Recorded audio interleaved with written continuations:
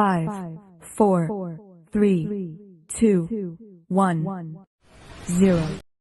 How's it going, everybody? Welcome back into the Skol Experience with GG Sports Podcast and Minnesota Sports Talk. Fellas, how are we doing tonight? We got the Falcons this week, just coming off win against the Packers, losing the quarterback, of course. Jaren Hall is going to start. All the fun stuff, which we'll get into. Before we get into any of that, let's go back to the question. How is everybody doing this evening? We lost our quarterback? Wait, whoa. Jaren, is this breaking news? Yeah. What happened? No, I want to first start this off by doing some shout outs here. We got Sodak in the building right off the bat. Yo, what up, fellas? Let's go. Two hopes in the building. Joey Hawkins in the building. And I actually saw down here, hashtag Skol by Joey Hawking. Of course, another show, another Justin Jefferson rookie card. Get those hashtag Skols in the chat. Like the video. Brother to Danny Hawking, or is that spelled differently? Who's that? Danny Hawking back in the day. Oh no, I'm not sure who that is. He's in the Minnesota Twin, man. He was our was he World Series guy? He was not in a World Series, no. Oh, okay. That was back probably before I was a baseball. It was Johan Santana days. Johan Santana. Oh, I was a Twins fan back then. How do I not recognize the name then? I should know it. He was our utility infielder. He had twins for kids, like Joe Mauer did. Joe Mauer had twins. Rocco. Pimp Daddy Dave from Joey Hawking. I like that name. Yeah, Pimp Daddy. We got Pimp Daddy Dave in the building. That's Dave. The You might need to change your. I'm changing it. Yo, Gary in the building. Pimp Hey, Daddy Dave. do it. You gotta do Gary. it. Make that change. Tell my wife what up, that I'm Gary? a pimp now. Skol for Life Barbers in the building. What's up? Not missing anybody here. Am I missing anybody here? We got those hashtag Skols rolling in. Hey, Two-Tone Tony's in the building. Let's go. I feel like he's in the actual mafia with that name. Two-Tone. I've now changed it to Pimp Daddy Dave. Joey. Hey, there we go. Pimp Daddy Dave. I love it. Pimp Daddy Dave. Let's go. All right, but anyway. So back to your question of how I'm doing today. Oh, yeah, that's right. We didn't even get to you. Doing swell. And that's it. Dave, how you doing? Swell as well. I'm spending way too much time on Twitter. Really? I didn't notice. Way too much fucking time on Twitter. Anyway, Minnesota Vikings 4-4 after the win against the Green Bay Packers. Of course, no Kirk Cousins. So Jaren Hall is taking the reins this week. Josh Dobbs got brought in at the trade deadline. Mm-hmm. And then obviously Ezra Cleveland traded away. But let's go back. Because I think Dobbs, the plan is obviously. What about him? The plan is obviously at this point, play Jaren Hall. Dobbs will be here to learn the offense for a week or two. And if things just don't go well enough with Hall and we feel like we still have a chance to make a run, win some games, then that's, I think, where Dobbs comes in. But at this point, it really does feel like Dobbs is coming in as that emergency guy who's had playing time this season because he's got to come and learn a whole new offense. I really think the plan is to give Jaren Hall every opportunity to succeed and win some games this year. But it's going to be tough. He's a rookie. Obviously up until this week, very limited practice reps. I know he said he was just working for the last few weeks since Nick Mullins went on IR. He's been working with the scout team against our starting defense, which is big for him, but obviously not necessarily running this offense. And now this week, he's getting his full first week of first team practice reps, and it's going to be a challenge. I mean, Atlanta, sure, they're 4-4. Somehow, I believe they're leading their division, which is insane. That division's kind of depressing, but either way, there is some talent on that team. I know they're switching Taylor Heineke, who we know Taylor Heineke well from his time here. Solid veteran backup. When he gets in there, he can ball. He has Drake London to throw to. He's got Kyle Pitts, who they don't use enough. They got some pieces on that defense. They are going to be without one of their best players this week on defense with a torn ACL. But at the end of the day, it's as I saw people say earlier, it's the holidays, not Kirktober anymore. So how are we feeling on the outlook of Jaren Hall? I mean, I'm excited. You said it all. We might as well wrap it up. Let's wrap it up. Wrap it up. Go. Jaren Hall, future of the Minnesota Vikings, said here by Casey. Well, okay, I never said that, but I mean, how are we feeling about Jaren Hall? I mean, I'm excited. I'm excited. Dude, I liked him. I've liked him ever since we drafted him, man. I was like, Mullins needs to go next year. He needs to be our backup next year. That's the way I was feeling. Mullins goes down. I was happy that, we had a guy like Jaren Hall. people telling me he's bad. I'm like, where are you getting this? He hasn't even played yet. Mm-hmm. I mean, they're going off preseason because he was playing with the third string offensive line. When he finally got to play with the twos, he balled out and was right. Yeah, it went on 14 on the Cardinals. Right. Yeah, exactly. And that's a good point with Jaren Hall. I mean, this is the thing with him. I mean, going into this draft, obviously, we're probably hoping for a lot more than we can expect from a 5th round quarterback. But the thing about him is going into Hall of Fame right now, Tom Brady 2.0. But no, I mean, going into this draft and stuff, I mean, he did have the labels like this year's Brock Purdy potential type of thing. So, I mean, obviously, who knows? And maybe that's not even looking as great as it was when they were calling him that right now. But I don't know. It's just a little bit of hope. Mahomes Hall for you guys. Jared Mahomes Hall. Hey, I'm on board with that. Until he proves that wrong, which hopefully doesn't happen. No, I'm excited, and we've talked about this before. I mean, I think it was the right decision. Montana's number. Hey, so you never know. Which is weird because Kirk Cousins was 3 touchdowns away from tying Joe Montana when he got down. Dang, that is actually pretty crazy. But no, overall, I like the idea of seeing what we have in him. I think it kind of works well for the people who want to see us continue to try to make a playoff push, which right now it makes no sense not to unless Jaren Hall comes in, and it's very obvious losing Kirk is that significant. But then even the people who are still want that earlier draft pick, if he comes in, you start a rookie, your team might not be as good as well. So I think for both sides, using Jaren Hall instead of going and get a guy like Jameis Winston and paying a little extra for him, I think in my opinion, was a right move, because after Kirk goes down, if I'm the Vikings front office, I'm not convinced on where we're at. Like, I don't know. Like, we have all this momentum and we definitely should push to be a good team or whatever. But at the same time, I mean, you lose Kirk Cousins, you're like, well, you don't know what's going to happen. So that's why I wasn't surprised at the trade deadline that the Vikings moves were as little as going and trading pretty much a swapped pick, potentially for Dobbs, and then getting just a 6 for Ezra. Like, these really small moves that some people, especially the Ezra trade, some people were not happy with that. Though I'm like, it's just who cares? Right. Yeah. It's like a who cares thing. We didn't do anything. We can't lose something that was no big deal, I guess. I don't know. So here's my thoughts on Ezra Cleveland. What up, the music and the miseries in the building? What up, dude? It's literally forcing Kwesi to start Kwesi's forcing KOC to start Reisner, right? And it's made a decision for us that, okay, we're going to extend Reisner next year, and he's not going to be that expensive, I doubt. Yogi, go sell Purple Rains. Let's go. I love that. That's hilarious. I didn't see that. All right. Whenever I can continue. Sorry, you're good. You're good. That was funny. But shout out to, did you see that? Was it Reed is full practice? Yeah, and your boy Jalen Naylor. So Jalen Naylor full practice. So it's like, okay, we got and they gave out a shout out to Brandel, like as depth pieces, which I was fully. In fact, I was telling we should start him over Ed Ingram in the beginning of the season. Probably still, honestly. So and then you went out and get was it Quisenberry? So there is not enough praise I could give to Kwesi to sticking to his guns, going with this offensive line, actually before the season, adding pieces, including that guy, that guard from Atlanta or whatever. And he stuck to his guns, and he proved us all wrong with that offensive line. And people said, I hated hearing this because this didn't make any sense. We just never invested in the offensive line. Dude, everybody on the offensive line was a first or second round pick. Yep. That is investing in the offense. Right. We may have missed, right? But it turns out we didn't miss. These guys are playing very fantastic. Well. Ingram's made strides these last few weeks as well. He still has a bonehead. I seen him blocking in the San Francisco game. I seen him blocking Brian O'Neill. And his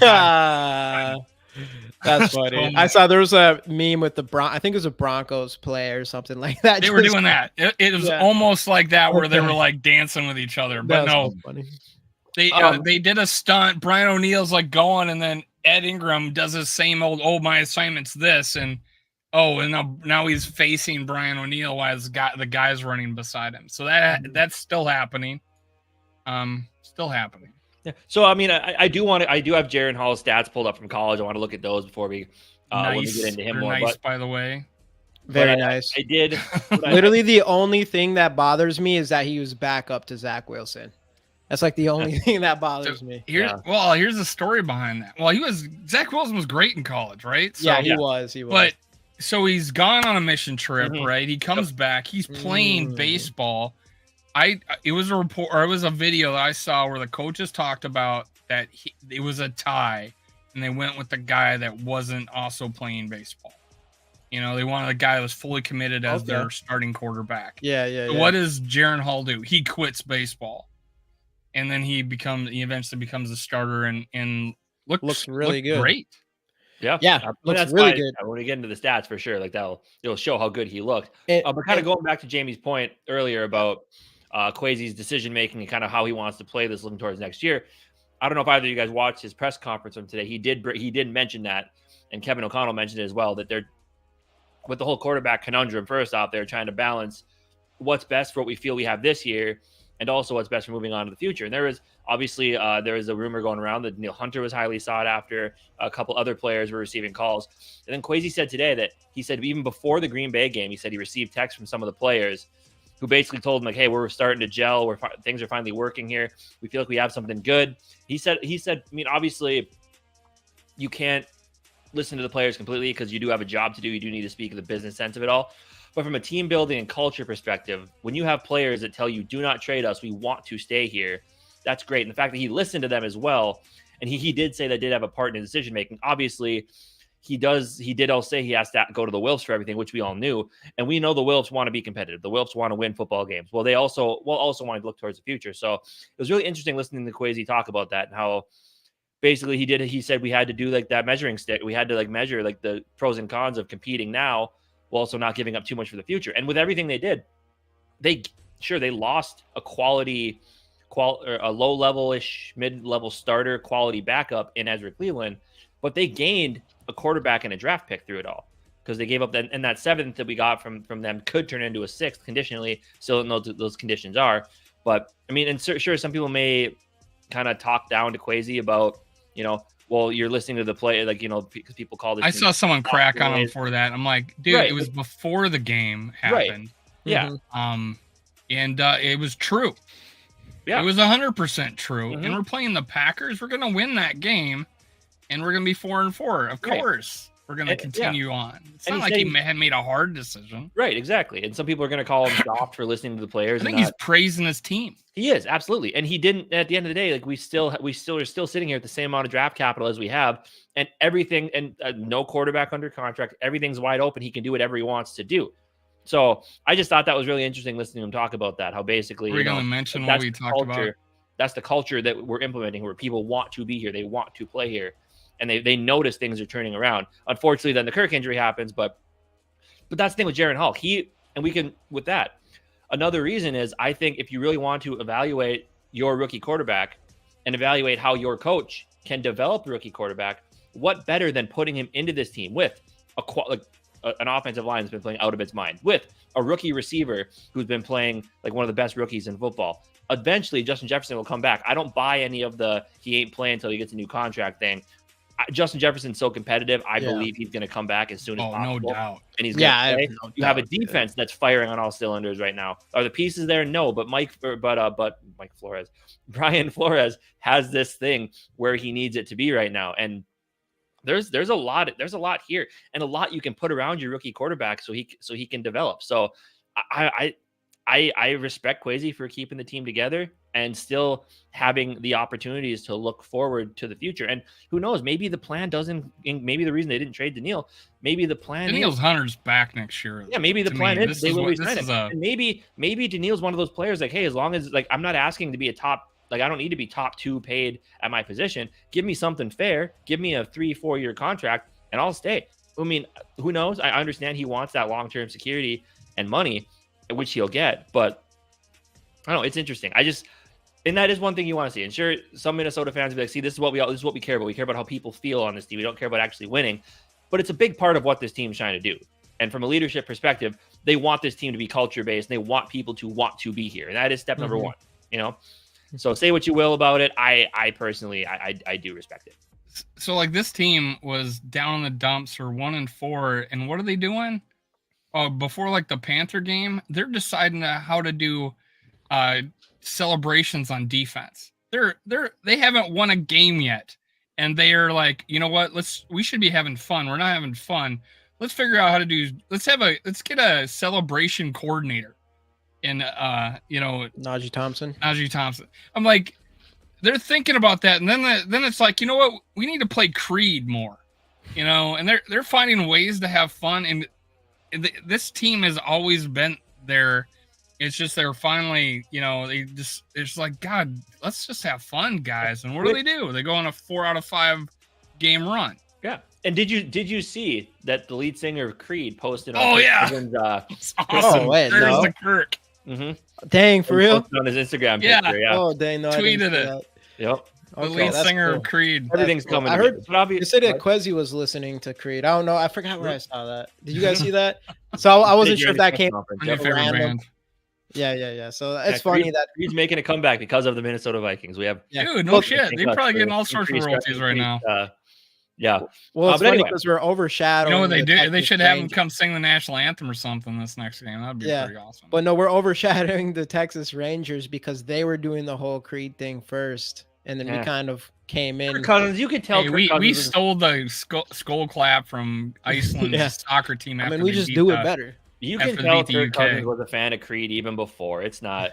It's whatever. Hey, we got Johnny blinding me in the. Johnny, you're. I'm literally squinting because that is so bright. Is it bright? Yeah, nice. No, it's good. Your background. It's good. I'm kidding. It's fine, man. All right. It's nice. I like it. In case you want to know figured where out how you to can do find this. Johnny, in case you want to know where you can find Johnny, it's Bite Size Sport or Vikes. Yeah. Bite-Size Bite. Vikes. I literally just figured this out on StreamYard, so I've been spamming. I haven't done it yet. Pictures. I haven't done it, but I made sure I knew how to do it. Yeah. I used to do that too. But hey, welcome in, dude. I guess we were just talking about.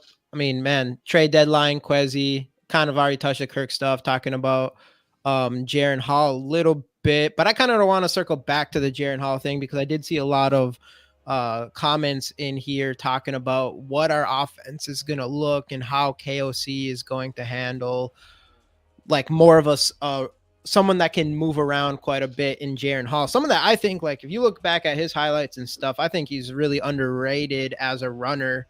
I know he's maybe not the most athletic guy, but he just seems like he has that natural running ability. Kind of looks like he's like a running back or something once he tucks the ball in. So what do you think on that, Johnny? What do you think how do you think KOC is going to approach that? I mean, and that's another thing I actually wanted to say one more time. It was kind of telling for me to see the Vikings go after a guy who is also mobile and Dobbs instead of going and grabbing someone that is more like a Nick Mullins type or Sean Mannion or even a Kirk Cousins type, which also makes you kind of see that the Vikings are they want to kind of look to see what it's like to kind of do the whole mobile quarterback thing. I think Johnny's predicting Dobbs-Sember, aren't you?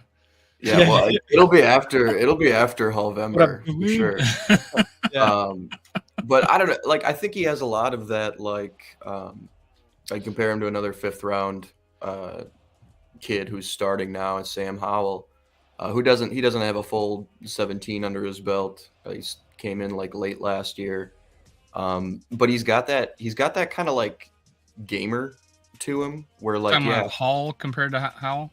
Hall and Howell, like it's I think he could have that sort of, you know, probably not quite as much arm talent, but he can still sling it. Like he's just got that gamer to him, where he's not the most athletic guy, but he's an apt runner of the football. He kind of knows where to pick his spots in that regard. And he can move out of the way. He's kind of shifty in the pocket, just has that good like pocket sense kind of naturally. Like he just, you know, again, not the most talented guy, not the most athletic guy necessarily, but like I could see him functioning pretty well in the offense, especially once JJ gets back. Like, I don't know. The ceiling's probably not particularly high, but you know, you've seen a guy like Howell show tons of flashes.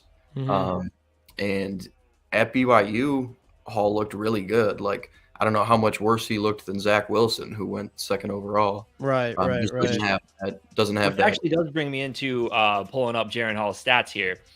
From his, He just doesn't have the fancy cannon. Yeah, the thing with Jaren Hall is he is someone that can kind of do everything, though. Right. And that's what's interesting about him. Like, he can throw the ball pretty well. It's, he's not going to have the strongest arm, but you don't always need the strongest arm. He's not the fastest guy, but he definitely can do some damage on the ground. So he can kind of do a little bit of everything. And I think that's as good from a physically standpoint. Like, I think that's fine. It's really comes to, can he handle pressure and all those kind of things? And, the mental game, and, young quarterback, that we'll see how that works out. But yeah, Casey, dive into these stats here. Yeah. So taking a look at his last 2 seasons where he was the starter, 2021, completed 63.9% of his passes, 285, yards, 20 touchdowns and only 5 interceptions. Then last season, 71 yardage, 66% completion, 31 touchdowns, only 6 picks. So obviously the guy can do it. And he was throwing to the likes of Puka Nacua, who came into the league, and he's playing really solid. But he's going to be able to come to this team. He's going to start out with Jordan Addison and KJ Osborne, who ever since Jordan Addison has kind of became the number 1 guy, KJ Osborne has absolutely stepped up. That's what competition does, right? And TJ Hawkinson's coming around finally. This offensive line is playing phenomenally. And then eventually he's going to get Justin Jefferson back. As I said earlier, Justin Jefferson, I don't see him as the type that is going to sit there and wait for his contract. He's going to delay his comeback. I think he's going to be the type that's going to, as soon as he's able, he's coming back. He wants to get in with his team. He wants to compete. And man, I mean, if there's ever a situation to put a rookie quarterback into, especially a rookie quarterback who probably isn't quite ready for it yet, this is it. Like, this team is playing its best football of the year, and it's phenomenal. He just needs to come in. He needs to distribute the ball. Kevin O'Connell needs to cater the offense around him. I mean, I would say give him maybe 1 or 2 reads and then a check down, So, I mean, it's just, and this is why I'm excited about them just sticking with Jaren Hall, is just the future of Kevin O'Connell. Like, if we want this team to draft a higher level quarterback, you want to see how well the coach is going to be able to develop him. And this is going to be telling. Can he on the fly tailor your offense to a young guy who's not ready for the game yet? And is a lot different than your other quarterback. What's that? And is a lot different than Kirk Cousins. Right, exactly. So, I mean, it'll be interesting to see how Kevin O'Connell handles it. I'm excited. I'm personally, I started off the season pretty critical of Kevin O'Connell, but I mean, he's fine. Like, we're seeing the magic that he brought to this team last year, where even more these last 2 games has been better because he's been putting his foot on his gas. And that's one thing I want to say is, like, going forward, I know you have a rookie quarterback and I know you're going to have to simplify things, but don't take your foot off the gas. Keep playing exactly the same mindset that you had prior or in these last 2 games against the 49ers and the Packers, which brings me, that's why I was talking about that. I mean, I don't know if you guys, I'm sure you saw some of it when in our WhatsApp chat or whatever, when he comes in and KOC has Jaren Hall throwing the ball, when it's obvious it's probably smart to run the ball at that spot. But I respected it. I respected him coming in and just being like, no, we're going to, and especially that KOC afterwards saying, like, he's in this, he wants to make sure, like a tryout. Yeah, like, he wants to make sure, and he's showing them, like, hey, I got confidence in you. So that, from a leadership standpoint, that's fantastic. But from KOC being like, I think, in my opinion, I was like, we're up high enough in this game. And unbelievably, we can trust our defense to make some stops here. So you have all of that. Been a while. It's been a while. So yeah, I know. I think we're considered like we're top. We want to be top 20. I think we're top 15 at least right now. So that's. I thought we're 15, but Justin said we were 16 last night for scoring. 16. It might be 16 for scoring. We're 14. I think we're like 14 or 13 according to PFF. But yeah, still, I mean, obviously that's huge moving forward. But no, anyways, I just love the way that Chaos, like, I don't want him to change that mindset. Like, that's what I've been asking for since week 1 of last season. Every single game this season is like, I just want KOC and Kirk Cousins, whoever it is, to come out and keep the ball slinging throughout all 4 quarters of the game. And we haven't been able to see it since week 1 of last year. And now we've seen it against the 49ers and we saw it against the Packers. And of course, Kirk goes down, but I think you have to play with that same mindset and that same philosophy if we actually want to turn the season around, even if you do have a rookie quarterback back. Well, and I agree, but you need to be smart about it. Like, obviously, you're not going to give him as many. It's going to be. I mean, it's definitely going to be where Kevin O'Connell calls the play and Jaren Hall goes up there and runs it. Like, I don't think there's going to be. I mean, obviously, there's not going to be as many checks at the lines because Kirk Cousins. Yeah. Oh, dude, if Hall comes up and starts making some checks at the line, bro, just right off the bat. Maybe Kevin O'Connell's like, you know what? I love that. I'm not even going to call the game. You go do what you want to do. You figure it out. Just giving them everything. Yeah, like for instance, I mean, Cousins was just checking like crazy the past few weeks, and I mean, he checked into that. He saw a single high safety and went and checked to that play where Jordan Addison dropped it along the sideline, or got poked out or whatever at the end. It was a reception to start with, but it got overturned. But that was I think I forgot who broke it down, but I saw the breakdown of it, and yeah, Kirk checked to that play. And they got the single coverage with the late safety coming over, so that was pretty. That was great. That's the kind of shit we want to see, right? Mm-hmm. Hopefully, we got a guy, our rookie can do that, but I don't know. Yeah, the reality is, I mean, there's probably a higher chance than not that he comes in and sucks, right? But there's real hope. I mean, you have to be realistic, but there is still hope with him, and that's. I mean, I'm super excited just to be like, all right, when is the last time we've had like a rookie come in the middle of this, definitely before Kirk Cousins, and then come in and get like a shot and just to see what we have in him, which obviously is good again for anybody who is more worried about picking someone in this year's draft or whatever, because then we can kind of be like, all right, Jaren Hall is either the guy or not, and kind of get that out of the way as well at the same time. So I kind of like that too. And then if all fails, you can put Dobbs in there, who has been pretty solid for Arizona. So and they drafted him. Like, you don't draft a guy unless you see something in him, right? I mean, and they traded up to get him, dude, didn't they? I thought they traded up. Was it him or Roy they traded up to get? Was it? I don't remember. But either way, like, they drafted him, and when Nick Mullins went on IR, they didn't feel the need to go find a veteran quarterback to come in and be the new backup quarterback. So I mean, I think there is some faith there, and I don't know. I'm just excited to see what Kevin O'Connell can put together for him this week. I think it's going to be exciting, and you have it, on the road too. I mean, and I think Kwesi said it. I can't remember if it was Kwesi or Kevin O'Connell who said it today, but it's like his first snaps were backed up in the end zone at Lambeau Field. Like, so obviously the kid can handle the pressure. And hearing he looked calm too, man. Right, and that's especially after that strip sack to come out and throw a couple balls, and including that 16-yarder. Yeah, I mean, you have to be thinking, oh shit, the NFL. I just found welcome my NFL moment. About to give up the game to Green Bay. Right? Well, and that's kind of what, and that was what Kevin O'Connell said. It's like, everyone, like, Kevin O'Connell and Kwesi said they asked all the players after the game, like, hey, how was he in the huddle? And they all said he came in, he was liked his cadence, he was calm, everything. Called the plays. And we went out there and executed. And like, that's the first step. And Kevin O'Connell's also been telling him, it's like, because he said, Kevin O'Connell has the experience. He said, I have to keep telling him, like, hey, this isn't your only shot here. Like, because they, a lot of times that quarterback said, this might be my career. I come in, I'm a fifth round pick, get my shot. If I suck, they're going to bench me. No one's ever going to start me again. He said, you can't think about it that way. You got to think about it game by game, play by play. Like, you can't look forward into your future. Like, this one game won't define your career. And that's huge too. Because you don't want him coming out trying to play hero ball as a rookie, So I think it's just coach, and this all comes down to coaching. Like, just play within the offense, make the smart throw, and run the offense, and we'll see what happens. But I think it's smart that they're trying to tell him, like, don't think too much. Like, don't try to make this your career. Like, it's just play the game you've been playing since you were a kid.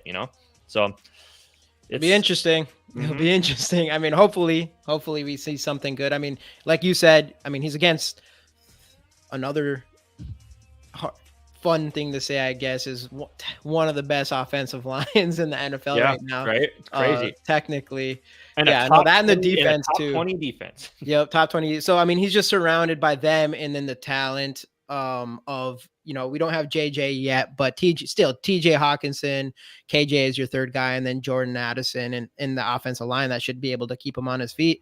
So he is in a good situation to excel here, and I think Gary, he had his stat line here, which is pretty solid. 16 for 25 for 140, 1 touchdown, 1 interception, and rushing for 45 and 1 rushing touchdown. I really like that. I have a feeling we're going to see, I think he's going to break 200 in passing, mostly just because of our talent on offense. But At least I'm hoping so. But another thing I want to say too is KOC. I'm done.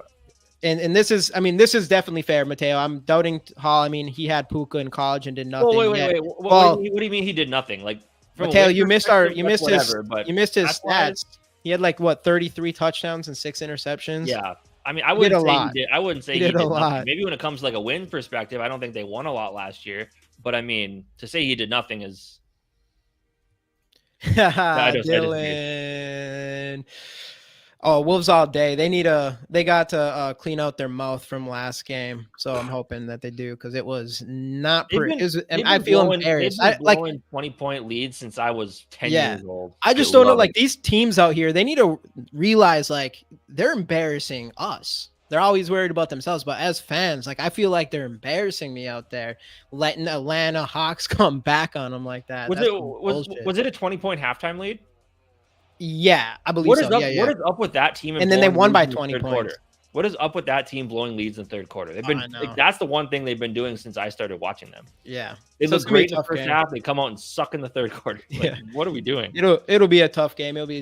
But yeah, back to the Vikings football. So the 2 years he was a starter at BYU. They were 10-3 and 8-5, but he only played 10 games. Probably their 10 wins. In 2021, it was he played 10 games. I don't know what his record was, but 8-5 is last year. Yeah. Right. And the fact that he didn't win, that's probably why, he wasn't a higher pick. Like he's a 5th round pick because he has. Oh, and then he's 25. He's 25 in 1 year, one full year as a starter. Right. Yeah. So I think it's more or less like just the intangibles of what he has that is why people have a little bit of faith that maybe we can do something. And KOC likes KOC likes him. I'm not expecting him to come in, and I'm not expecting him to come in and be like this world beater quarterback. No. You never know. But you never know. Like that little hope of you never know is like what is exciting because you just don't know. It's happened obviously before. Purdy, that's why Purdy was Mr. Irrelevant. He had limitations, and he still does, but he can work within the offense. Yeah, Sam Howell as well, like Johnny was saying earlier. I know Sam Howell had a little bit more hype at some point in his college career. Like I think some people thought he could be a first rounder at some point, but but I mean it happens. It definitely happens. So at least there's like a little bit of hope here. But yeah, what's up, Dave? I was gonna say I was looking at rushing, not receiving. I was like, Puka Nacua only had like 200 yards, but that was rushing. Okay. Well, even he had. I don't think his stats blew the world on fire either. Puka's, even his receiving. I don't think it did, anyways. I watched receiving. He had 625 yards receiving. Whoa, that's crazy. That's insane. But what are you gonna say, Johnny? If Hall sputters too, like Dobbs is kind of the perfect guy who like probably isn't gonna come in expecting to start and causing issues in that department, but he showed like the ability to extremely quickly get prepared. I think when he came in and started for the Titans, he was on like 5 days notice essentially from when he was signed to when he started. He's played in a lot of schemes, so he'll probably have a pretty easy job picking up a lot of the basic concepts. And he's a smart ass dude. I figured out he has I can't remember where I heard this, but he has a degree in aerospace. Says he's a certified rocket scientist. Yep. What? He self-proclaimed himself, which is true. He's gonna be on the moon someday. Aerospace engineer. Yeah, you talk about it's called TY. You talk about checks at the line, reading a defense. That guy should be able to make some computations. Right? He's got the little numbers in his head, like what's that? The hangover thing. Yeah, that was the whole Quezzy thing. That was Quezzy too. But yeah, so are you? What do you think, Johnny? Are you? Hey, we got Niners. Yeah, exactly. Yep. 83. So where are you at with this? Were you feeling like? Do you think it's the smart play to roll with Hall immediately, or did you think grabbing Dobbs and him coming in? Were you leaning more towards we should play him right away? Where are you sitting at with all that? I think it still should be Hall against Atlanta, and then you kind of assess things from there. Give Josh some practice reps, see how he gels with everybody, see how Hall looks with like a week prepping to start, I think you got to give him that opportunity, especially kind of coming in as relief, and then given the fact that Dobbs is only going to have 3 days in the building, 4 days in the building. So, yeah, I think it's the right move to go Hall right away. And then, I mean, I could even see, like, what it could maybe, if this team, like, keeps winning, or, maybe they win in spite of the quarterback play, I could see Mullins coming back in when he gets back off IR. Maybe they're more comfortable with Mullins by that point. But, like, I don't know. There's a lot of options now, and I think either way, you play Hall against Atlanta and then just kind of see what everything from there. Yeah, I agree. It'll be interesting, different. That's another thing too. Is I think Atlanta is not that good. I think they're actually kind of overrated, which is hard to say about a team that's 4-4, right? Yeah, but people, leading their division. I think it's mostly their off. I think Ritter's just not good at all. Well, that's why Heineke's starting. Oh, he's actually getting the start over Ritter. Concussion. Ritter he's in concussion protocol right now. Is that the reason why, or is it actually? He was cleared during the game. I think Arthur Smith. Well, they got him listed in the injury report as that he's concussion protocol game day evaluation. Yeah, they listed that somehow. Either way, I'm not not Schefter, but that's why I was saying Taylor Heineke is a very quality backup quarterback. Like, probably we're not afraid. We're not afraid of him. I'm not afraid of that offense at all. He's probably pretty comparable to the type of career that Jaren Hall could have. Maybe just with a little more mobility. Everyone picked see, I don't he's think one of those guys that all the teammates rally around, though. I don't think so. I don't think the Falcons are that good. I just don't. You know how, like, the teammates that rally around him, though. That's the with Taylor Heineke. People like him. Yeah. Well, right. Yeah, for sure. I mean, and he gained a ton of respect in that playoff game against Tampa. Like, I think that's kind of where people started to really follow the guy, because he came in and played really well in that game. Yeah. But I think he had that BS touchdown pass against us last year when he was playing for the Commanders. Yeah. Where the ref ran into Bynum and stupid. JJ brought that up to who did you bring that up to? What up, Anthony? At in the parking lot at the football stadium, he got to talk to some players and coaches, and he actually brought that up to Bynum. Yeah. Okay. Yeah, after the game we went to. Yep. I think get JJ back on. Let's get JJ back on. Yeah, we should. Definitely. I'm surprised he's not in here. He's got the cards to win. I wanted to say, like, overall with Jaren Hall, just like Anthony says here, Jaren Hall has talent. If the O-line keeps him clean in the pocket, he'll be just fine. I've seen bums playing in quarterback in this league and have been able to pull out some W's. And that's what I think. I mean, this is all he has to do with our offense. And I do feel confident of our defense, even though it's weird to say, again, especially against Atlanta's offense that's led by even Heineke. To the point where I think, like, as long as Jaren Hall isn't making some crazy mistakes, like if he just plays without trying to make mistakes, I do think we end up I think we're just a straight up better team than the Falcons. So I think we'll win as long as he can do that. And I mean, who knows, maybe he'll surprise us all or whatever, but going away from Jaren Hall, I guess, what else? I mean, how else do you guys think? What else do we have to do to win this game? I mean, see, like, Taylor Heineke is one of those guys. He doesn't seem easily rattled. Like, he's not some young guy. Like, that's definitely going to be Atlanta's on defense. That's definitely going to be Atlanta's game plan. Game plan is going to be probably apply some pressure, see if that offensive line can keep playing well, and try to get some pressure on Hall and make him make some mistakes. I don't think Heineke's going to make those mistakes, because I think that was the nicest thing Too Evil to Hope ever said about Kirk Cousins. He called him the season. Yeah, the season, right? I mean, no matter how you feel about Kirk Cousins, like, it's pretty accurate. The season hopped off the field on Sunday. Like, it's a bunch of people just trying to convince themselves that since the season, because see, this would, had we not went on this little run and then this happens, people would be like, oh great, this is exactly what we wanted. We're gonna just ease into a 2-win season and draft our quarterback. But now that there's actually a little bit of hope surrounding this team and they kept the core together, people are like, hey, maybe Hall can lead us to the promised land.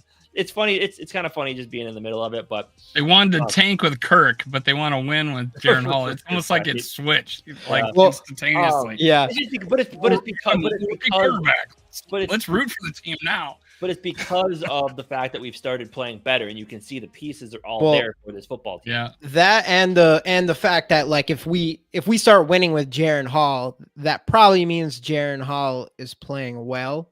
I asked Rap last night. I said, "Hey, what if Jaren Hall goes 10-7 and wins a playoff game?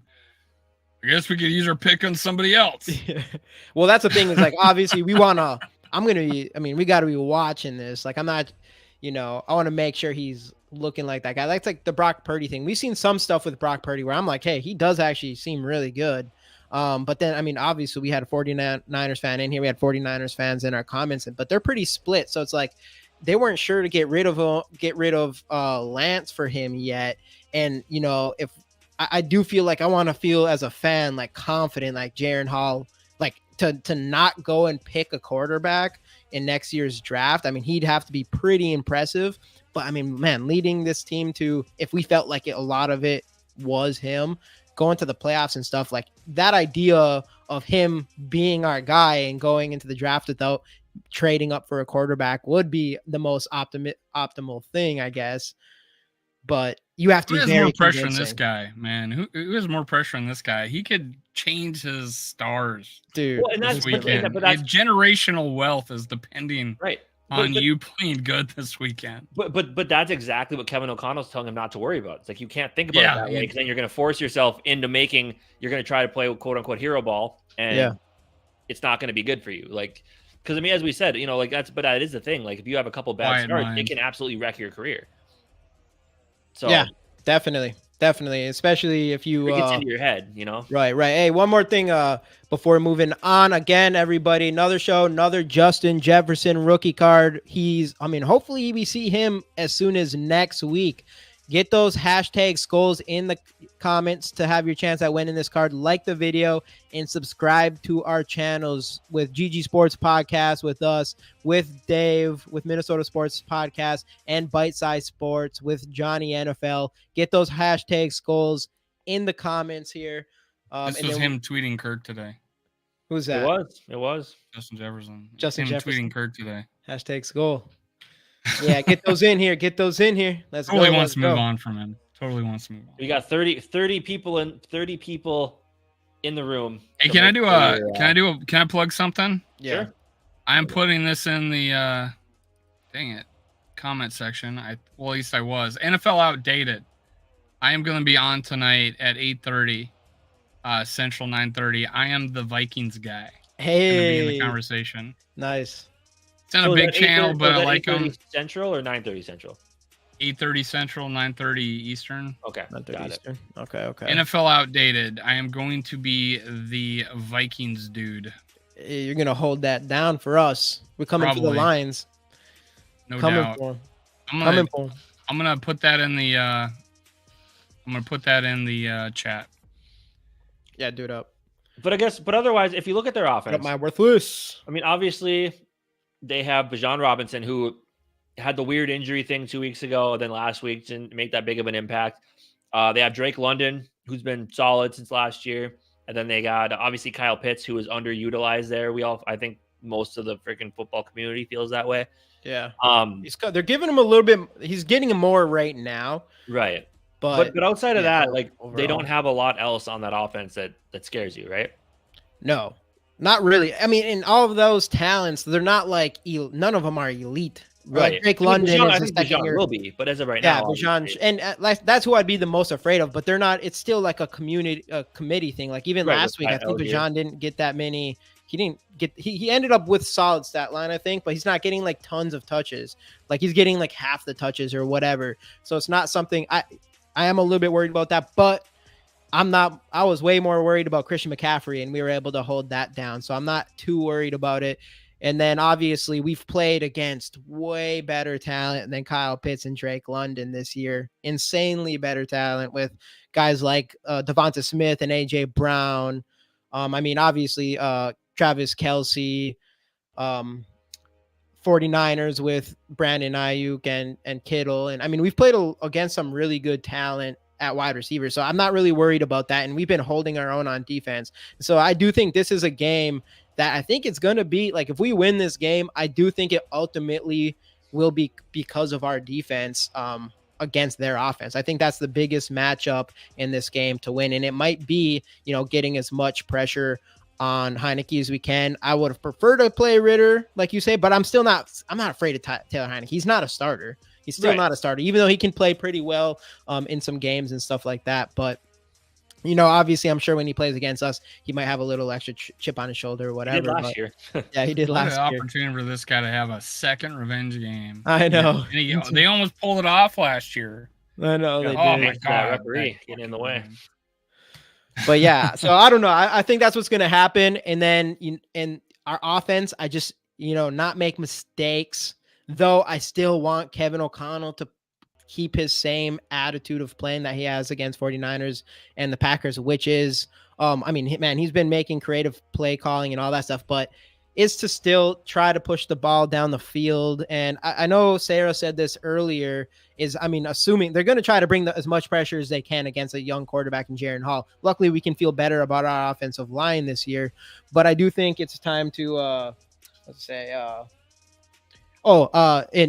instead of doing these runs, like running first down, second down, and then throwing past a first down, especially with a rookie quarterback, we need to do some slants and some short passes. RPOs. Yeah, exactly. We can throw in a package of RPO, and that's what I was talking about. And I never got a chance to answer, what are we going to do to beat the Atlanta Falcons? I was like, I think Casey was asking about that, is run the ball. And this is forcing him to finally put the right running backs in there. I mean, Ty Chandler got 0 touches and 0 carries. He was in there for 1 freaking play, or 0 touches, 0 targets. I mean, come on. It's just that kickoff. Ridiculous. He earned a chance. Honestly, with that, to get more carries on this team. And you cannot go out there with 1.9 yards per carry with Alexander Madison. I know Cam Akers got 2.1, but what a hell of a touchdown run. Yeah. So this is almost forcing him, like I said, force him to start Reisner because we traded off Cleveland. Hopefully this forces him to find the right running back combination going into this game. I mean, that's what I'm thinking.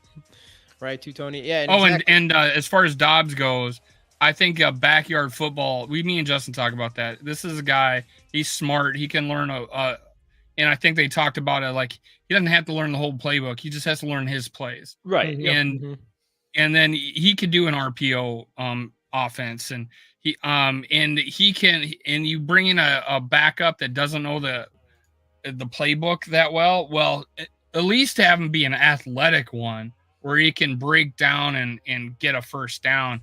Bringing in a Colt McCoy, I don't know if that's gonna happen, right? And why not have him be a rocket scientist? Why not? Yeah, right. Perfect. That's perfect. And back to the running back. I gotta give my 2 cents in. Yeah. Back to the running back thing, and that's another thing too about the Akers thing. Yeah, he had 2.1 per carry or whatever, but it was like, the thing is we're not going with the hot hand. It's like as soon as Akers does something well, then you just let Madison brought in Madison out, and then you let Madison at the end of the game. They just had Madison finish up the game. So it's like that's the thing with even running backs or any position. I mean, there's like a momentum thing there, and it's like when Akers was hot, you kind of just let him come out and cool him off a little bit. And I mean, it would just be nice to see. Like at least go with the hot hand. If Akers is looking like the better player that day, just keep running with him until, I mean, if it starts to slow down and you need Madison in there, I guess, I don't know. But I do think we should aim more towards Akers moving forward, especially, of course, that Akers has the speed to actually break one open. And if you have a young quarterback in here, it'd be nice if we can, score in other ways than just passing the ball. I want Ty Chandler, like, if we get the ball like 25-yard line on a kickoff, put him in there, and if we get into the red zone, put Cam Akers in there. That's because you just feel like Ty Chandler could just take one to the house at any moment. And yeah, he could. And that's I don't know why. Oh, I mean, I get why we're not using Ty Chandler as much, just because we got Akers in here now. But man, we've only seen good things from Ty Chandler. Let's not waste him. He's 25. Let's put him in the. It's not like he's a 20-year-old rookie. Yeah, and same thing with Jalen Naylor. I want to see some Jalen freaking Naylor. Obviously, it's kind of stinks because now it is like we don't know what we're gonna have in a quarterback in Jaren Hall. So it's like, it'll be interesting to see who spread to Jamie. My Jalen Naylor disease. I like him. I mean, I do, and it's just one of those things where it's like it feels like we might have got a steal there, but we haven't actually got to find out. And it'll be interesting to see. And that's the only crappy thing is like, unless, hopefully Jaren Hall has the ability to air the ball out a bit, but we might not. It'd been different if Kirk was in there and you get a guy like Jaren Naylor, just because that Kirk can do that. So yeah. I don't know. I'm hoping that's what when we watch these games, I'm hoping we see some. Just mixed up nice Hall and Naylor together. You said Jaren Hall. Jaren Naylor, Jaren Naylor, Jalen Hall, whatever. I had a huge problem with calling Jaren Hall Jalen Hall because of Jalen Hurts for a while. Yeah. Hey, if he turns into Jalen Hurts, hey, that's what we need. You heard it here first, Casey. Just saying that Jaren Hall's the next Jalen. Just start doing some squats and everything's gonna be fine. Yeah, no, 600. Yeah, I want to be able to get automatic first downs from like the 4th and inches every single time. And I think I saw someone mention it earlier when it comes to Madison. Like, he does need to play. I can't remember who it was, so you'll have to remind me. I'm sorry, but a lot of comments rolling here. But someone did say that he almost needs to either play with the mentality that he's still Cook's backup, or he just needs to be that change of pace backup. Because I think that's why he was so successful. Because teams were expecting the Delvin Cook jump around, kind of try to make cuts and be a little more patient. Didn't really work all the time.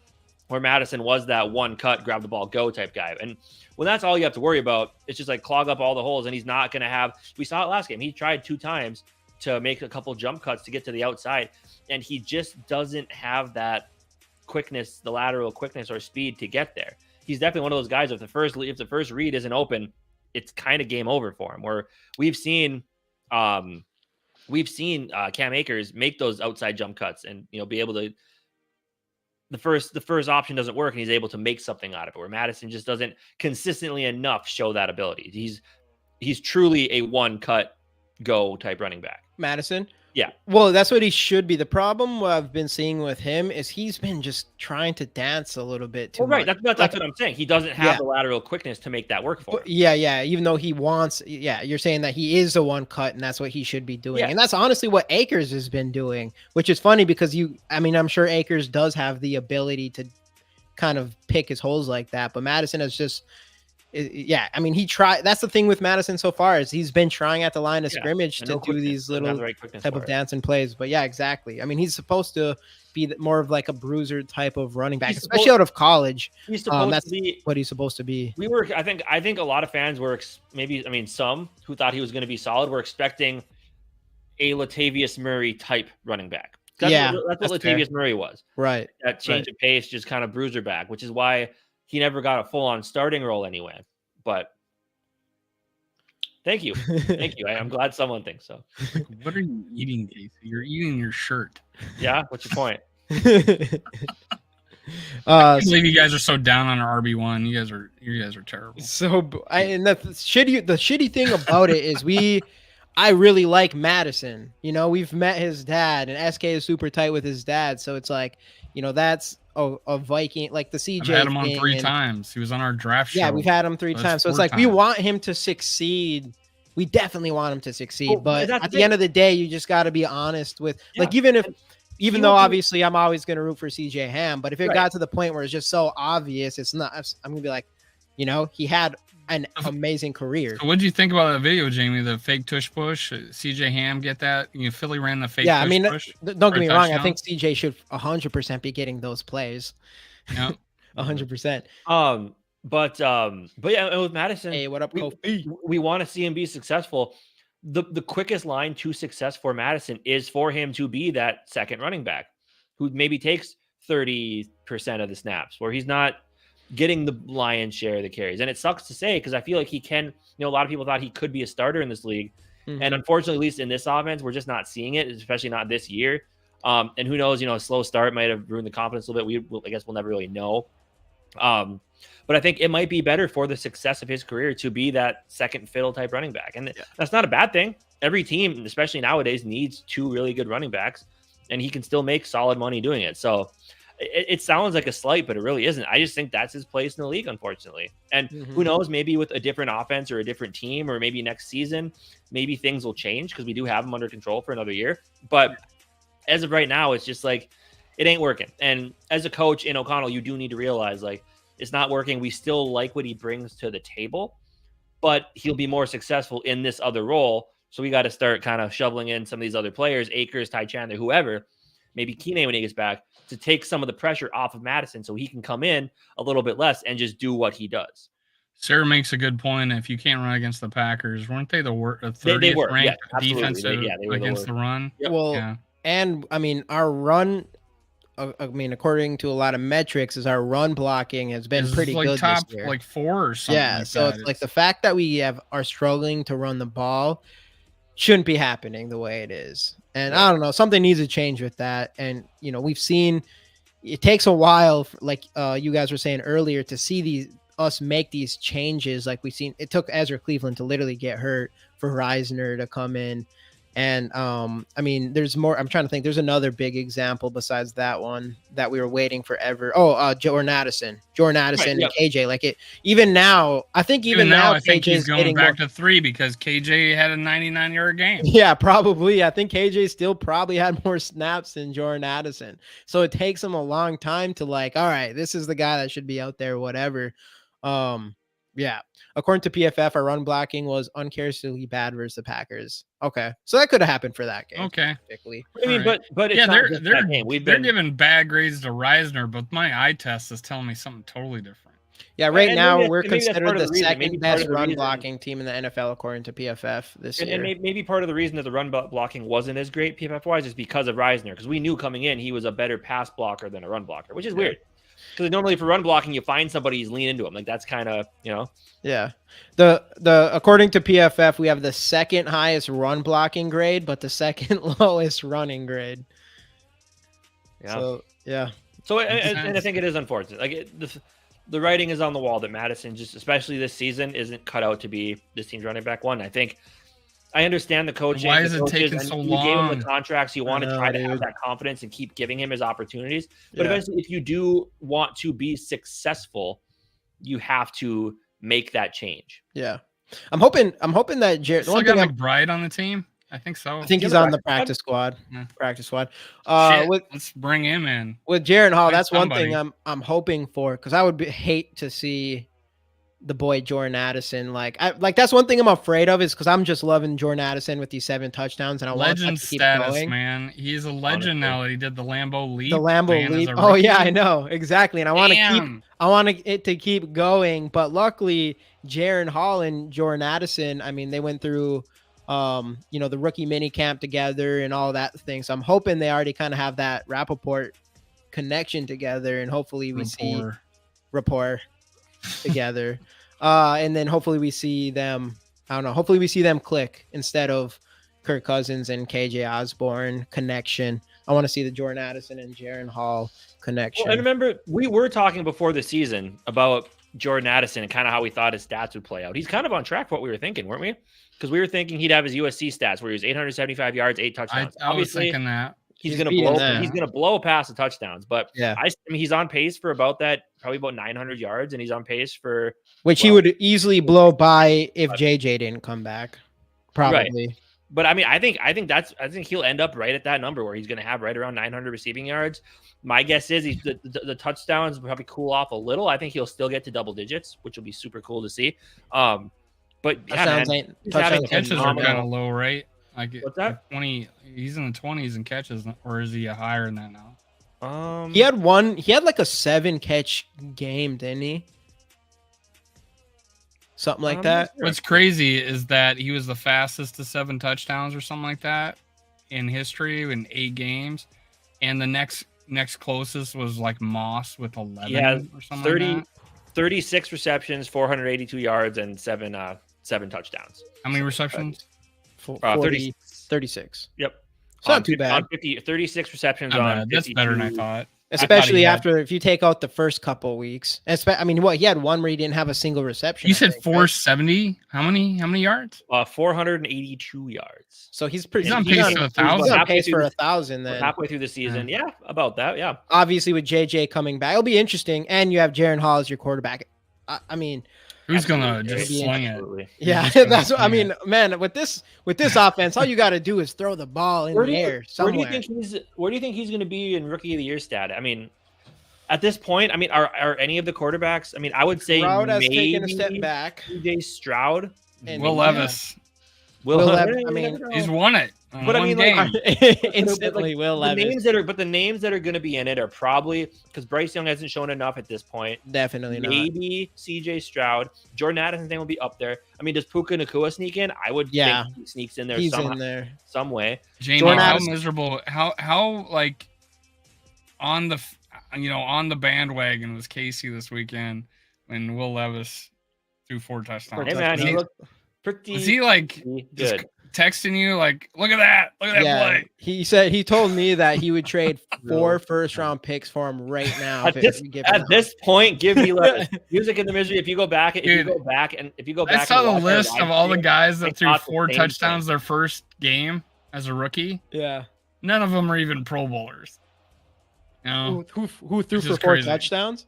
Yeah, like in the history of the NFL, there's like 7 or 8 dudes that, and someone put this on Twitter. It was like 7 or 8 dudes that threw 4 touchdowns in their first game. And if I'm not mistaken, I'd never even heard of some of them. And one of them. The thing with him that I think. And one of them was Todd Bauman. Ooh. Todd Bauman did it as a rookie. Oh, for real? Yeah.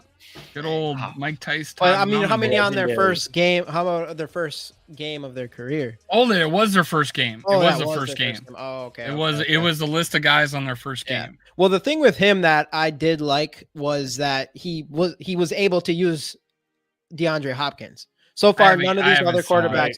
I haven't went back and looked, so I'm just he had 3 touchdowns. DeAndre Hopkins had like 150 yards for 3 touchdowns. And he threw some absolute dimes. I saw one where like he had the worst footwork. He's falling backwards and he throws it all the way to the corner. Amazing. I mean, and maybe if the Lions were smart, Jahmyr Gibbs would be up there in the Rookie of the Year conversation too, because these last few weeks now they actually use their number 12 overall pick running back has been phenomenal. Yeah, I know. And it hurts my fantasy team knowing that Montgomery's going to come back. No, that Montgomery is going to come back and be a buzzkill. I did want to say, what was it? Oh yeah, with Levis, of course, like he's only played 1 game, so he's going to have to continue to play. It does sound like there's a chance when Tannehill comes back, which I'm sure is going to annoy all the Tennessee fans, that they might just keep rolling with Tannehill, which will definitely hurt his chances at being Rookie of the Year. Right, yeah. But also, I mean, I got to go with Jordan Addison. I'm going to play devil's advocate on myself here, but Jordan Addison, because of the touchdowns over Puka, even though I'm going to defend Justin Jefferson's lack of touchdowns forever. So I don't know. But I mean, he was back on track. What do you have? How many touchdowns do you have? He didn't have many. JJ, he didn't have. What do you have? 3?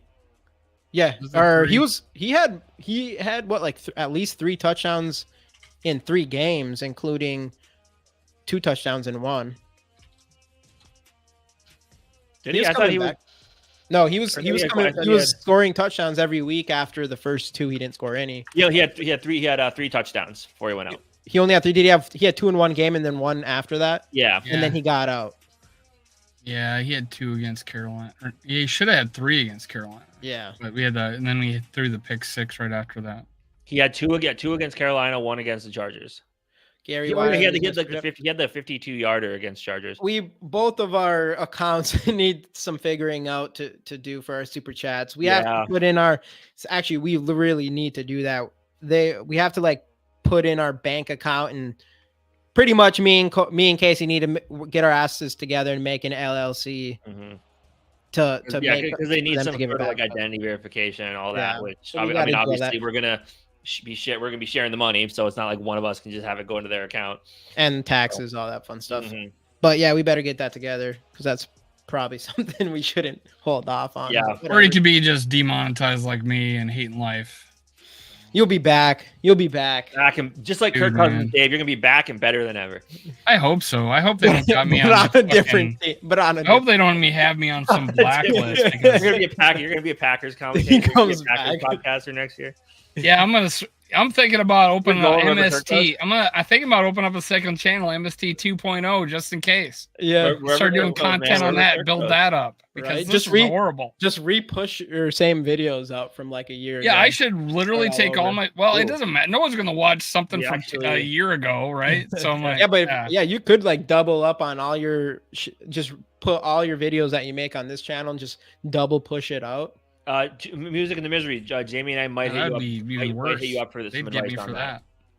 Y'all need anything? Been there, did that. Yeah, we absolutely might hit you up for some advice on what to. Definitely. Yeah, for Definitely. sure. We have to do Because all I that think we're crazy actually. shit.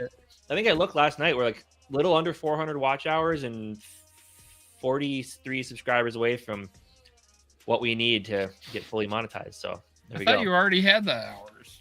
We had the partial 3,000. monetization. Yeah. The 3,000. Okay. Yeah, I yeah, thought yeah. you were We're at- getting I think close we're to at like that. 30. We're at like 36 something now. So Hmm. we're getting close. Yeah. What sucks is though every day you add on, that day falls off. So you really got to grind. So we Well, got look. to keep the grind up. But The thing is that we're getting more watch hours and stuff this season, this like regular season than we did Right. last year. So we're eating every video we make is eating up what we did last season. So I think that Yeah. we're kind of moving pretty quick actually on that. yeah, and then all we got to Yeah. do once we're fully monetized is not post press conferences, I guess, and we'll be good to go. Hey, let's go. Is that what happened to you? Misery. Because that's what I think happened to me. Well, that's what I was making a joke that wasn't very funny. Oh, you're a dick. Damn, I missed Okay. it.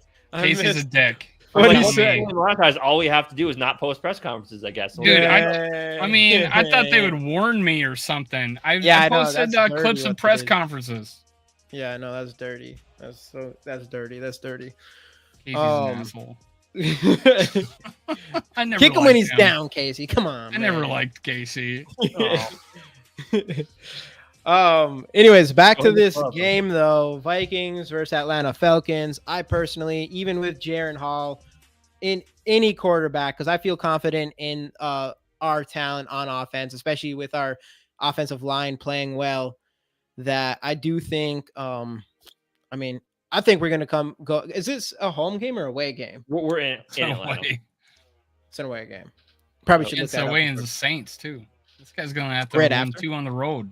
Yeah. Well, we already won one. 2 So on the road to make his grandkids wealthy. let's go. Let's honestly. go. But yeah, I mean, I was thinking let's do some score And he's predictions. Mormon. He here. might have a lot of freaking grandkids. Probably. And wait, I was gonna say and wives, right? That's correct. Well, that's not legal. But you can't Not drink. here But you Not can't drink Not if you're there Mormon. either. in Utah. That's not legal in Utah. You saw Big Love, didn't you? That Seems shit hard was- of it. I didn't know if it was legal or not. I always thought that was a joke that Mormons take on multiple acts. If there's anybody There's like Mormon a in show the on chat, that. It's if not. there's anybody Mormon it's in the not chat, broadcast. We apologize for that. It is a thing. I mean, it it is bad, a though? thing, but I mean, hey, if I that, don't think it is legal though. yeah, I mean, I don't see anything wrong with having multiple wives as long Hey, as it it's was in like the Bible. It was yeah, in the Bible. So as long as let's it's do like it. everybody agrees to it or whatever. Like, hey, Casey's still whatever. working on one. So That is unfortunately true. I'm working on my second and third right now. That's why I brought it up. Don't let your wife see this one. You might want to delete dude, it. we're doing Mormon jokes. So we gotta cut that shit out. No Mormon jokes. No Mormon jokes because our quarterback's coming in, and he's gonna be the next. What Casey said, Jalen Hurts or Tom Brady.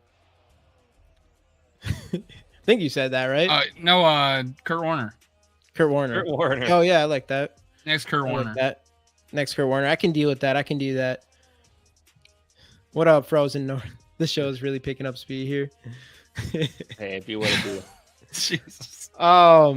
Let's go into some score predictions though. So Vikings, Falcons. What do you guys got? I got a very low scoring, like 17-14 Minnesota Vikings win.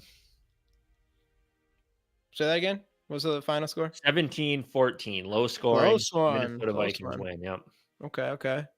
I think we play safe. I think they play safe. I think we have more weapons around our young quarterback than they have around Taylor Heineke. I think this team kind of comes together. I saw Gary mention earlier. I think they come together for Kirk Cousins. I really do. So I think they're going to find a way to pull this one out, get to 5-4, right in the thick of the playoff, stay right in the thick of the playoff race, and here we go. Okay. What are you thinking, Dave? They're gonna carry Kirk Cousins out there like on Rocky IV with an American flag and shit. You know, and he's going to USA or something like that playing, whatever. No, but I never gave it a single thought until he said, "Hey, what's the score prediction?" Because I have no effing idea, right? But I do agree with low scoring, and I don't think Tyler Heineke is capable of scoring more than 17 points. So let's go with 17 for them. 24 for us. I like that. Before I give my score prediction, we're going to give this away soon. Get those hashtag Skols in the comments, like the video if you haven't already, and subscribe to all our channels. Everything is in the description, but get those hashtag Skols in and like the video. Score predictions. I'm going to take the high and low out of this. I think we're going to beat them. Not super bad. 47-7. Yeah, that sounds pretty good. No, I'm going to say 24-14. I'm going to take the high and the low. I think we are going to, and I'm just hoping that we do continue to look as good as we have been, even though we have Jaren Hall back there, and I have disrespect for the Falcons. So even though I think it's going to be somewhat lower scoring, I do think there's going to be we're going to win by more than 7 points. Okay. Are we gonna give Casey any crap for Greg the leg? You probably should. He's been just awful. Hey, so just awful these last 2 games, unfortunately. The what? How many missed field goal or how many missed kicks? How many missed kicks or out of bounds kicks? Is it 4 missed kicks in the last 2 weeks? 2 extra points and 2 field goals. One was blocked, but 1 extra point.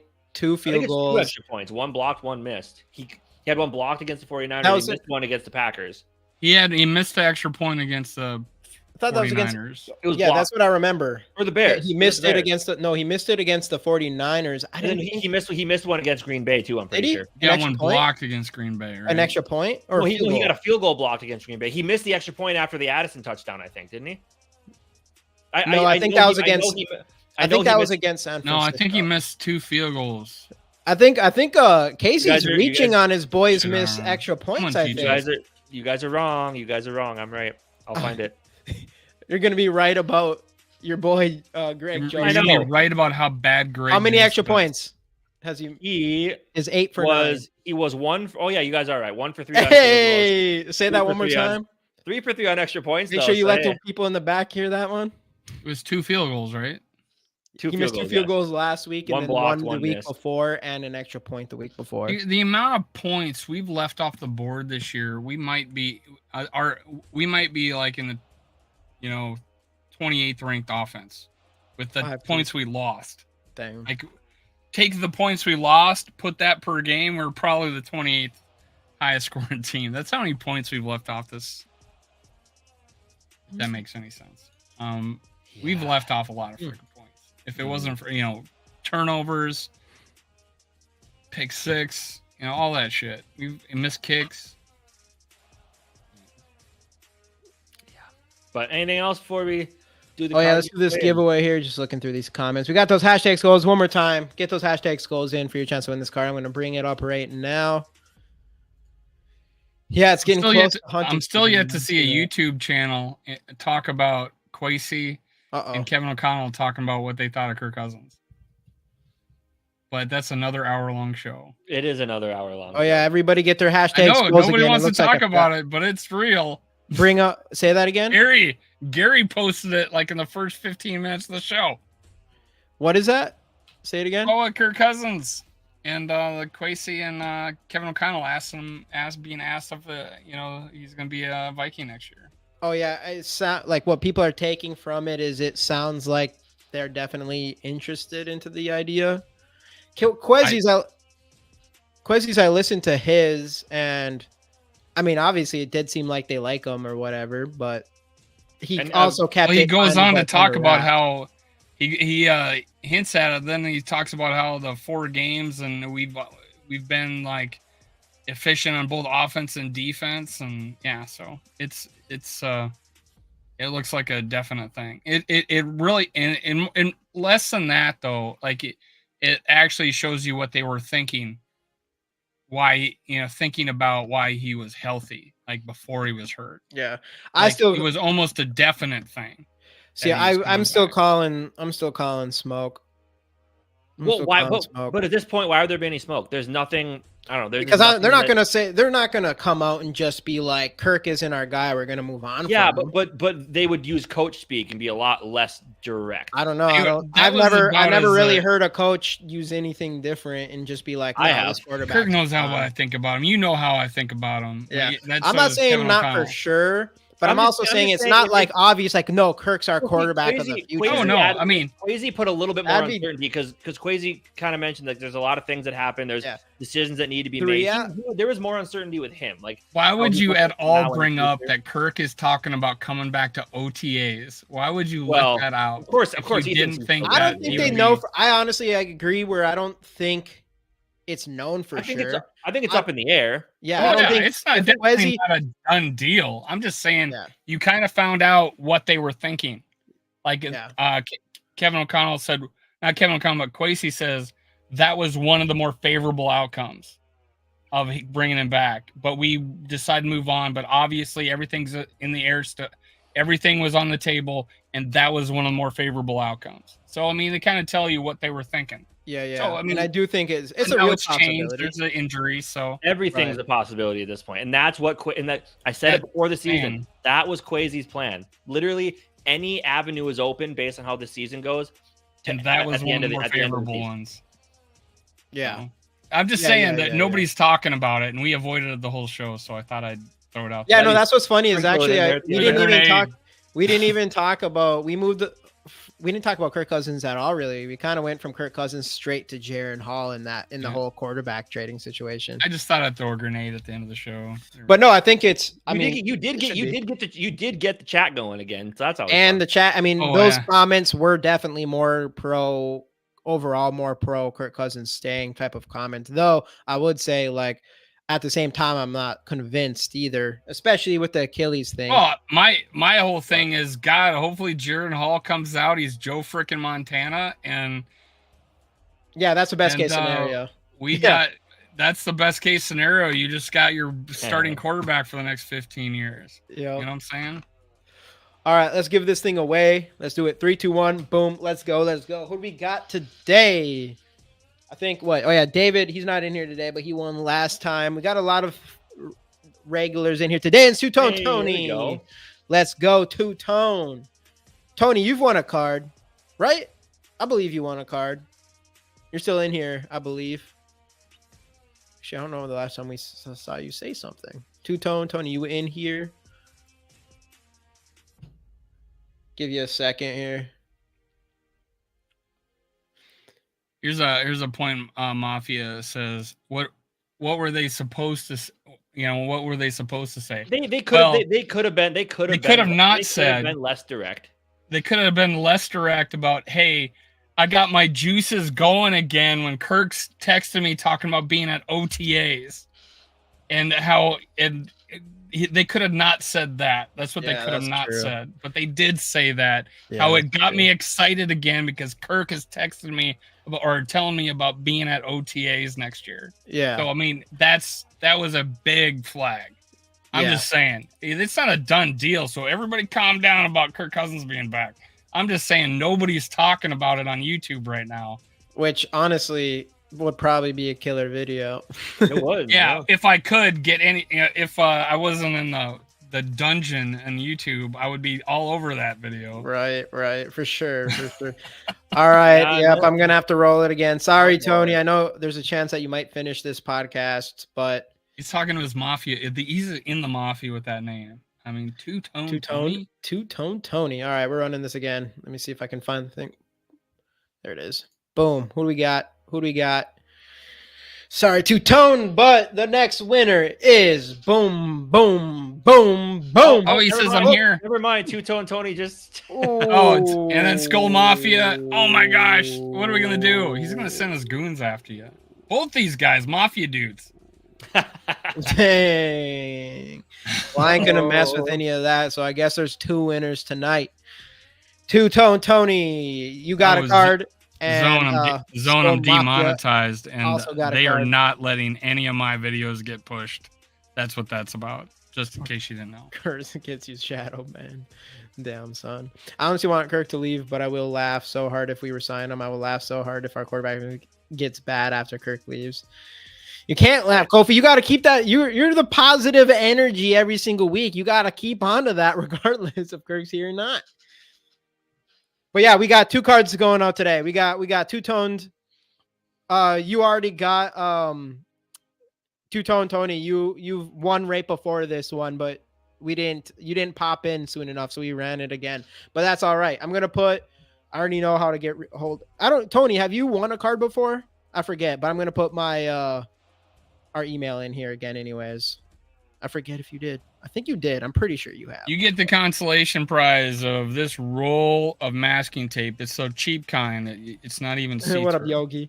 Yogi, Dave, send all your subs my way. We get monetized and split. Hey, if anybody is in here right now and they're not subscribed to Yogi, go subscribe with Yogi, man. Yeah, everybody go subscribe to Yogi right now. Right now. Way to weaponize my downfall and get your channel. No, dude. Yeah, go get these guys subs, man. It is so hard to get to even 100, subs on YouTube. So yeah, for real, for sure, yeah. For real. Yeah, dude. Everybody here who's and not let me put in the chat where I'm gonna be here in about 37 minutes. Definitely I'm gonna be on NFL Outdated, holding it down against the rest of the Central, and I'm gonna I don't know what I'm gonna do to the Lions guy, but we're gonna figure out something. How can we think? I know I was hoping they weren't looking great in last game until at the end they started just tearing it up. How about that guy that sacked their quarterback and started dancing? And he didn't even have the ball.